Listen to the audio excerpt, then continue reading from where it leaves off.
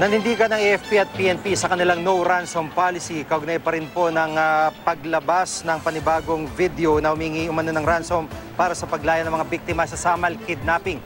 May live report si Tuesday Sagunyu ng Super Radio DZWB. Tuesday. Jiggy, iginiit ng pamunuan ng Armed Forces of the Philippines at Philippine National Police na susunod lamang sila sa umiiral na no ransom policy. Kasunod ito ng paglabas ng panibagong video na nagpapakita sa mga biktima ng Samal kidnapping na nagmamakaawang bayaran na ang Abu Sayyaf Group ng 4 na bilyong pisong ransom kapalit ng kanilang paglaya. Sinabi ni Colonel Restituto Padilla, tagapagsalita ng Sandatahang Lakas ng Pilipinas, wala silang planong makipagnegosasyon sa bandidong grupo na may hawak sa 4 na bihag. Sa halip ay itutuloy lamang ng militar ang operasyon para mahabol at madakip ang mga salarin at mabawi ng ligtas ang mga biktima.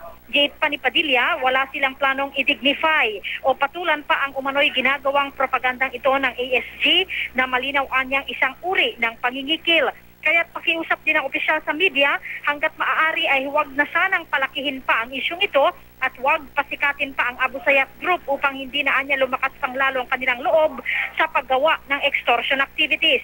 Sa panig naman ng pambansang pulisya ay ganito rin ang kanilang paninindigan, ang no ransom policy. Sinabi ni Police Chief Superintendent Wilben Mayor, tagapagsalita ng Philippine National Police, na pangunahing prioridad nila sa kasalukuyan ay ang kaligtasan ng mga biktima. Sa ngayon ay pinag-aaralan na anya ng PNP Anti-Cybercrime Group ang authenticity ng ikalawang video.